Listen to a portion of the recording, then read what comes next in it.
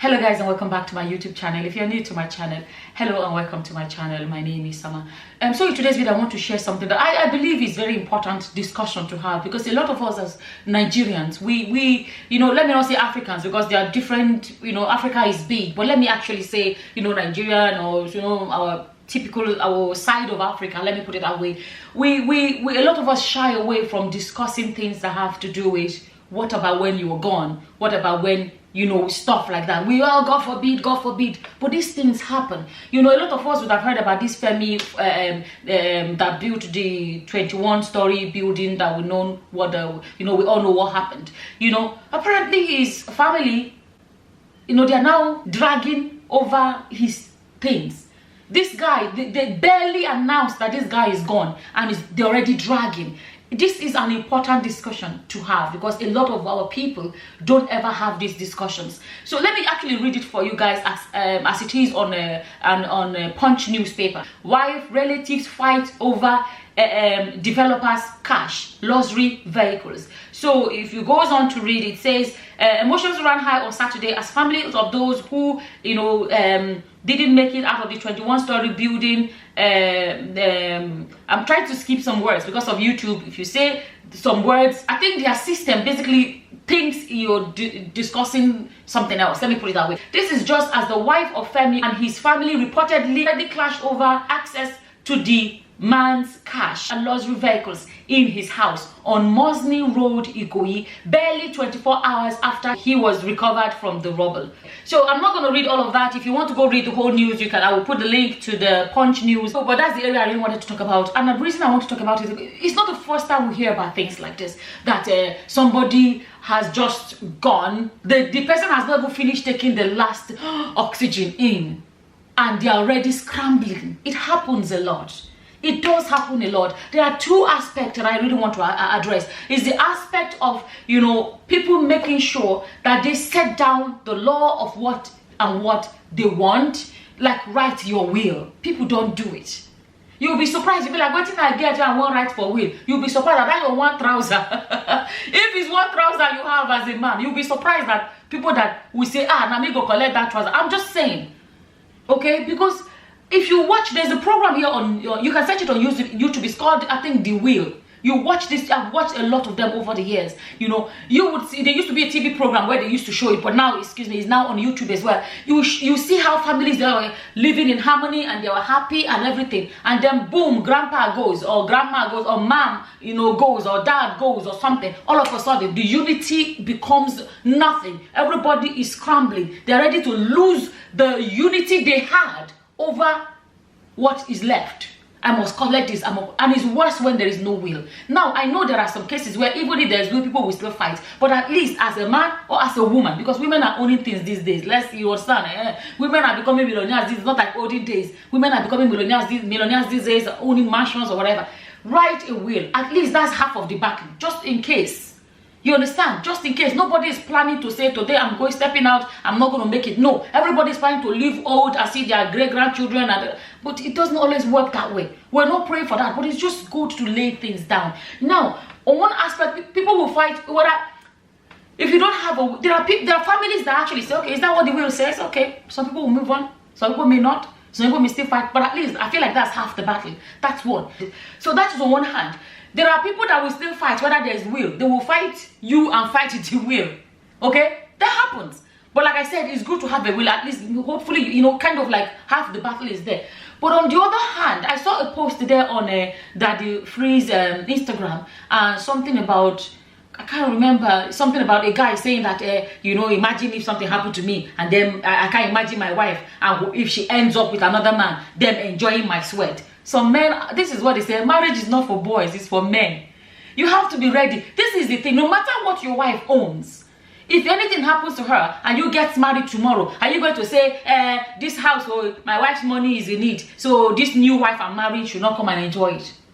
Will you say that? If your wife owns 10 houses, rental properties, and now she's gone and you take over, are you going to say, I cannot let this new wife I'm married come and enjoy my wife's sweat? You will not say that. So why should you say that when it's the other way around?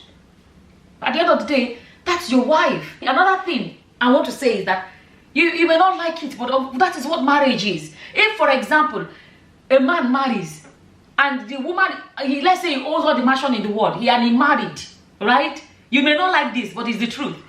And he marries, and then let's say 1 week after, whatever, shortly after he got married, and he ended up exiting this world. They didn't have children. Do you know who owns what belongs to him? His wife. So people will say, can you, let me tell you, if you think about it, can you imagine raising a son? I raised him, university, blah, blah, blah, and then all the money I spent on him, he has become successful. He now married this girl, and now he's gone. All my sweat that I used to raise this boy, this girl will just inherit it, blah, blah, blah. You may not like it, but that's what it is. Nobody's praying for it, but that is what it is. That's what marriage is. Two become one. You understand? If that girl too, if it's your daughter that got married, and then you hear that, God forbid, something happened to your daughter's husband, and then everything becomes hers, will it be painful? No, it won't be. But life is not fair sometimes. We have to say it as it is. Coming back to really the area I really want to really address is, you know, some people make assumptions like, me, my brothers and sisters, we live in peace. I mean, anything like that happens, you know, it's not, no, we will not fight. It's a lie. You see, when I used to hear all these things in the news or in the whatever, I used to be like, can you imagine? Now, wow, can you imagine they are fighting over blah, blah, blah, blah. You don't know until it happens in your own household. It happened in my own household. My elder sister died.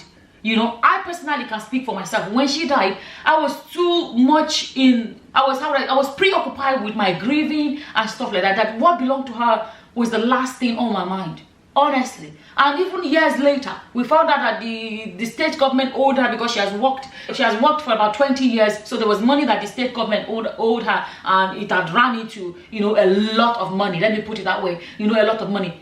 I was shocked at the scrambling. Everybody wanted to hold on to that. Everybody wanted to be the one to get a hold of that money. I was like, whoa. Like, you know, sometimes we use other people's stories to speak so that other people can learn. And I say sometimes I like to use my own story too, so other people can learn. It happened in my house too. You know, my sister wasn't married. She had no kids. And I'll give you guys an example. When you visit Nigeria, they say don't go to the village. Village is this, village is that. When there was this scrambling for money, because of this money, they were family meeting. Everybody, I'm talking about my own house. My siblings that don't go to village, village is that everybody landed village overnight. That was when I said, so my village no far at all. And I was like, so these people can actually come so quickly to the village. This book, you know, I'm using my family as an example now. I feel like it almost feels like there's a spirit that holds, how do I say, there's a spirit that just enters people when it comes to things like this. Because I find it hard to explain. I'm just saying this because I want people to see these things do happen. Don't ever say, you know that Femi first call, you know that Femi that they building, see what family they do. So that it can happen in your own family. And I saw the turmoil till today. There are some members of my family that still do not talk to me. Because I put my foot down and say, it's going to be done the right way. A Ministry of Justice in Lagos said, the money, I went there myself. You know, when I went to, because this thing dragged. And I remember visiting Nigeria and I was hearing this whole story. So I went to that office myself. I went to the Ministry of Justice. I spoke to, you know, people in charge. And I said, who does that money belong to? And they said it belongs to my mother. And I said, okay, so shall it be? But there are some people that feel like my mother is a woman. And I said, no. If my mother gets the money, whatever she wants to do with it, that's her choice. If she wants to distribute it, that's her choice. I said, but let the right thing be done. Some people were not interested in that. You know, some people say you don't have a say because you're a woman. So people say, I'm telling you, I'm using my family now as an example. There's been a falling out. I have some siblings that will say that can't stand me because of that situation. The turmoil it caused in my own family. It has made me see it firsthand. What happens? You understand? My sister did not have a will. Don't let it happen in your own family. There are a lot of bridges that thing burnt. I see that money. I didn't take a cent out of it. When they were all scrambling, I have a sister that has, you know, extensive health issues. Fighting over money is the last thing on her mind. You know, the only thing I told my mother, I said, you see this amount, keep it for my, you know, keep this amount for my sister. But then I was afraid because my mother is an old woman. I was afraid that they may end up taking the money off her. I said, I told her to put my sister's one in my account. so that I know that my sister's one is safe. Until one time my sister needed it for some surgery. I gave it to them. They used it for my sister's surgery. My mother said, how much do you? She asked me, you have really tried. Oh, you know, it's you that really helped me to get this money. How much do you want out of it? I said, 1 kobo. I don't want. I said, I don't want any of it. And let me tell you, at that time, I don't get money. I was still struggling in the university here in Europe, trying to find ways to pay my school fees. But I said, I didn't want a cent of that money. I didn't want, honestly, actually didn't want to feel like my sister's death is a financial blessing to me. I just couldn't bring myself for that, no. And I didn't take a cent out of it. But I know the turmoil it caused in my family. When I look back, I'll be like, all because of money. Money can do things to people. There's still that resentment that I don't think is going to end in this lifetime. All because of money, of a dead person. I cannot always use other people's example all the time. Sometimes I will use my own story as an example. Let people learn from this. Tell your family while you're alive, leave my wife alone. This is for Chukudi. That is for Abimbola. That is for Adija. That is for Njideka. Let them know while you're alive. So that when you die, there will be no confusion. For example, now a friend of mine, in this Europe, Caucasians, their uncle died. And they all went to go and for the reading of the will. They all wear their Christmas cloth, a bottom box, or we say Sunday best, to go and attend this, whatever, the reading. They went to the lawyer have to come and read the will or whatever. And they left there disappointed because their uncle left, the only thing he had is his house. He left it to one of their, because he was not married, he had no kids. He left it to one of his nephews. And my friend was fuming and said, how can he leave it to him? How can he, why didn't he just say we should sell it and share the money? And he was angry. And I said, sorry, who owns the house? He said, my uncle. So who are you to tell your uncle who to give it to? Apparently that nephew he left it to was the only one that looked after him when he was old. Was the only one that visited him regularly. Was the only one that was there for him. He decided to give it to him. And so people are complaining. I said, what are you complaining? It's not your own. He has the right to decide who he gives it to. But I'm just saying this now. We can be looking at this and say, it can happen in your own house. Try to avoid it. The worst part is not even the property that is the thing. It is the damage it causes in a family that should be prevented. You see, money and all these things, they come and go. But family unity is important. Some people lose it and never get it back. You understand? It's not the end of the world, but it's not the best thing. Let's put it that way. It's not the best thing. So save your family. The risk, especially, as a parent. Save your family the hassle. Make it clear. If you have to hold the meeting, say, if whatever happens, this is my plan, this is what I want, this is what I want. So that they know it while you're alive. And then legally document it. Write a will. Because property is one thing. Losing property or whatever is one thing. But your family scattering because of what you left behind. That is the worst damage that I believe can come out of it.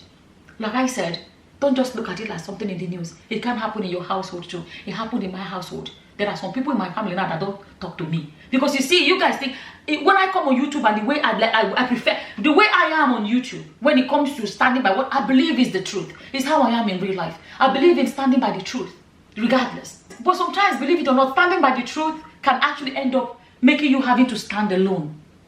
But I'm the kind of person I do not care. Because when I look back, I want to say, yes, I stood by the truth. The only truth I stood by is saying that if the Ministry of Justice said the money belongs to me, if my father was alive, it would have been given to my father. My father was not alive. They said they have to give it to my mother, his parent. You understand? And I believe in standing by that. I'm saying all of these things. I've given my life as an example. I've talked about this Femi and his 21-story building, whatever. This guy's exit is a painful one. But see how quickly the family has forgotten that Otiku. It's like they didn't even spend time to even cry more. That from what it comes across as, within 24 hours, they're already scrambling. They are all focusing on whatever. This is what we see in this life. This is what we see in this life. Prepare yourselves. May we all live long, but no matter what, be prepared for whatever. Because you may look at it and say, that is just in the news. But I can tell you that that thing I used to think is just in the news happened in my household. And it can happen in any household. While you are still alive, while we are still alive, let's do what we can do to the best of our knowledge to prevent it. That's basically what this video is about. I think I'll leave this video here. As always, whatever your opinions are, feel free to leave them in the comment section below. And with that, I'm going to say thank you for watching. Until the next time, guys. Bye bye.